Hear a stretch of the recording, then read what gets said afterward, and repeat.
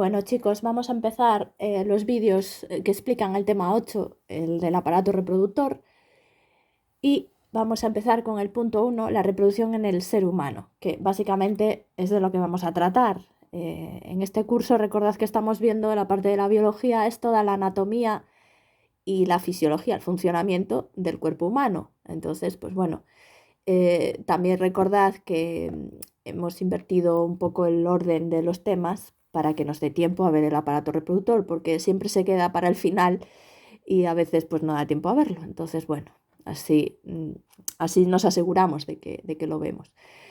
Bueno, el primer punto, la reproducción en el ser humano, vamos a puntualizar un poquito. Ya sabemos que la reproducción es una de las 3 funciones vitales, junto con la nutrición y la relación.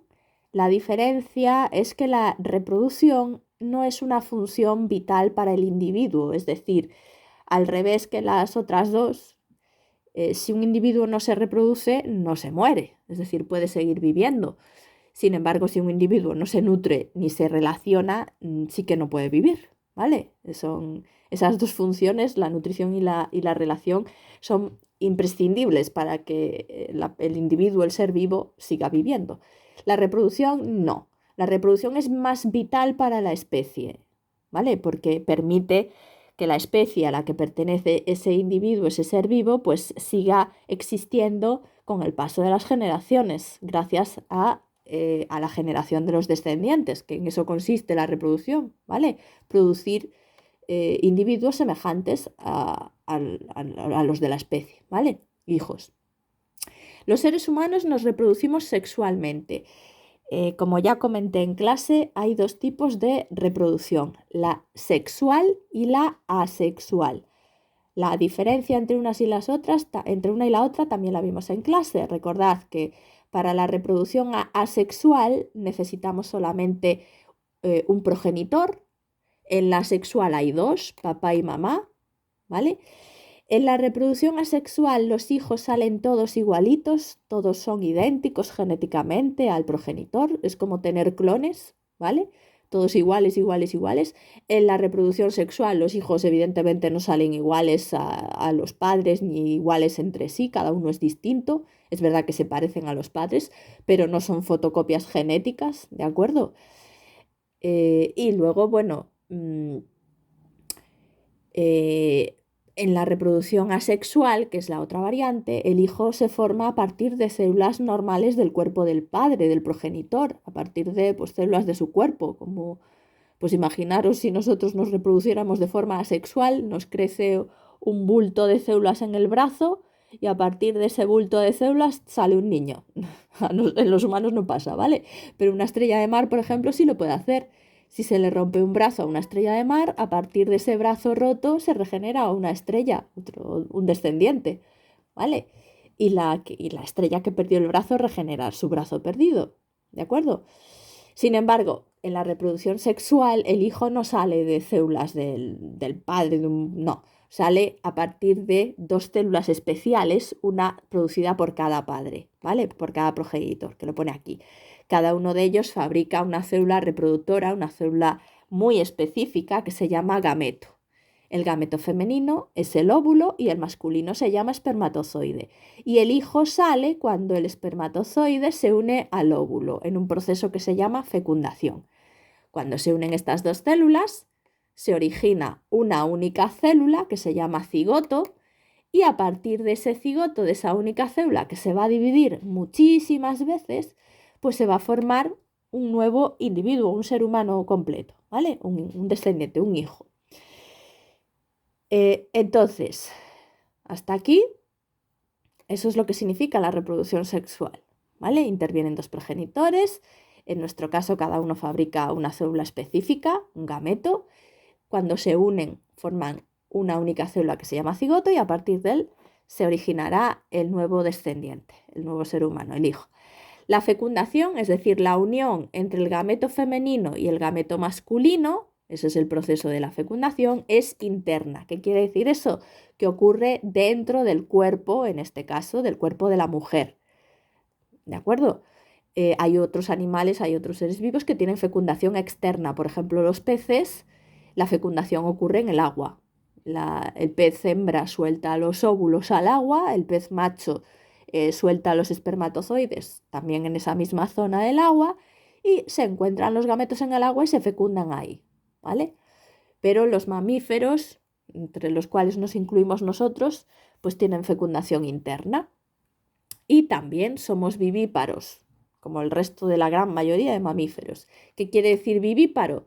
Que el desarrollo de ese cigoto que va a dar al hijo ocurre dentro del cuerpo de la mujer, ¿vale? Sin embargo, hay animales cuyo desarrollo del cigoto ocurre dentro de un huevo y esos serían los ovíparos, por ejemplo, las aves, los reptiles, ¿de acuerdo? Luego hay algunos especiales que son los ovovivíparos, que tienen el cigoto, se desarrolla dentro de un huevo, pero el huevo no lo ponen fuera, lo mantiene la hembra dentro de su cuerpo y a veces eclosiona, el huevo rompe dentro del cuerpo o a veces la hembra suelta el huevo poco antes de que nazca el bebé, ¿de acuerdo? La cría. Bueno, pero nosotros somos vivíparos, nacemos del vientre de la madre, no nacemos de un huevo.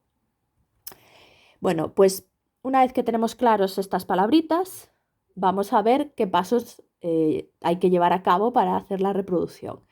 Primer paso, formar los gametos. ¿Dónde se van a formar los gametos? Pues en órganos específicos del aparato reproductor, femenino y masculino, que se llaman gónadas. Gónadas es el nombre genérico. La gónada masculina se llama testículo y la gónada femenina se llama ovario. ¿De acuerdo? Bueno, una vez que ya tenemos los gametos formados, el óvulo y el espermatozoide, lo que tiene que ocurrir después es que se encuentren y se unan, ¿vale? Eso es la fecundación, la unión del gameto femenino y el masculino. Tercera etapa, el desarrollo del cigoto. Cuando se une gameto femenino y masculino, recordad que se forma esa única célula que se llama cigoto y esa célula empieza a dividirse enseguida, primero en 2, luego en 4, luego en 16, en 32, en 64, en 256, en potencias de 2, ¿de acuerdo?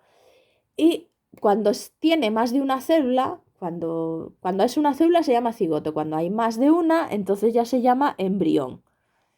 Y cuando ya parece humano, porque claro, al principio el embrión parece una cosa rarísima, un alien, ¿vale? Pero cuando ya tiene apariencia humana, se le llama feto. Luego lo que ocurre cuando ya está totalmente desarrollado, ocurre el parto, que es la expulsión del nuevo ser, del hijo, nacimiento, y lo siguiente, el desarrollo del niño o de la niña, el organismo, su cuerpo crece, los órganos sexuales maduran y el niño o niña al final se convierte en un adulto que puede reproducirse. Bueno, una vez que nacemos, ocurren cambios físicos hasta que somos adultos, es decir, esta última etapa, el del desarrollo del niño o niña, pues tiene varias etapas, ¿vale? La reproducción solamente podemos hacerla cuando los órganos reproductores o sexuales están maduros y tenemos varias etapas. Desde que un ser humano nace hasta que puede reproducirse pasa por, primero, la infancia, que es la etapa en la que el aparato reproductor todavía no funciona. Está presente, pero como si no existiera, o sea, no funciona. La presencia de los órganos reproductores, tanto los externos, el pene, el escroto, la vulva, recordad que son los genitales femeninos externos, ¿vale? Los labios menores, mayores, la entrada de la vagina, todo lo que se puede ver por fuera, ¿de acuerdo? El monte de Venus, ¿de acuerdo? Pues eso es la vulva. Genitales o órganos reproductores externos los podemos ver desde fuera, ¿vale? Y luego los internos no se pueden ver desde fuera, las vías reproductoras, los testículos, los ovarios. Entonces, la presencia de esos órganos reproductores es lo que conforma los caracteres sexuales primarios, que son los que tienen en ese momento los niños y las niñas, ¿de acuerdo? No hay otra manera de algo que los diferencie en cuanto al sexo, ¿vale? Solamente, de hecho, esto se ve muy bien en los bebés recién nacidos, se parecen muchísimo físicamente, solamente sabes si es niño o niña si le ves los genitales, ¿de acuerdo?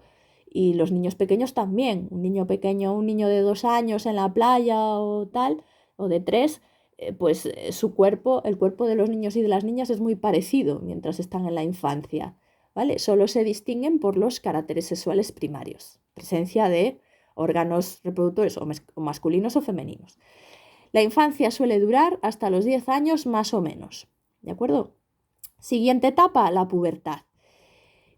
Transcurre entre los 10 y 14. A ver, las edades estas no son tan concretas, ¿de acuerdo? A veces oscila un poco, pero bueno, de media, pues entre los 10 y 14 años.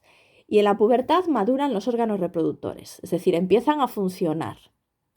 En las chicas empieza la primera menstruación, que se llama menarquía, y en los chicos empiezan a fabricarse los espermatozoides en los testículos.